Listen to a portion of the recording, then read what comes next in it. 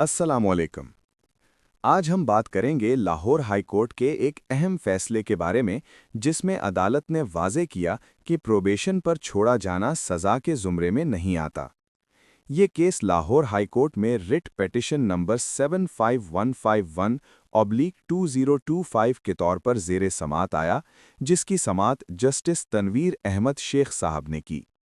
Case के मुताबिक petitioner के खिलाफ साल 2023 में ताज़ीरात पाकिस्तान की दफ़ा 462 आई के तहत थाना गोगेरा ज़िला उकाड़ा में एफआईआर दर्ज हुई।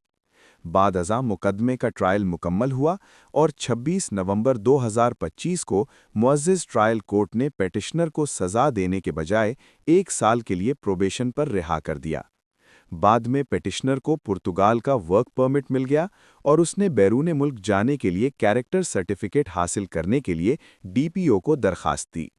ताहम जारी किए गए कैरेक्टर सर्टिफिकेट में इस एफआईआर का जिक्र कर दिया गया, जिस पर पेटिशनर ने लाहौर हाई कोर्ट से रुजू किया।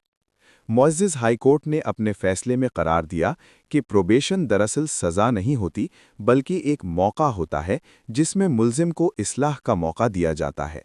लिहाजा अदालत ने हुक्म दिया कि पेटिशनर को नया कैरेक्टर सर्टिफिकेट जारी किया जाए, जिसमें इस एफआईआर का जिक्र ना किया जाए। ये फैसला उन तमाम अफराद के लिए अहम है जो प्रोबेशन पर रिहाई के बाद बैरून मुल्क मुलाजिमत या दीगर कानूनी मामलात में मुश्किलात का सामना करते हैं।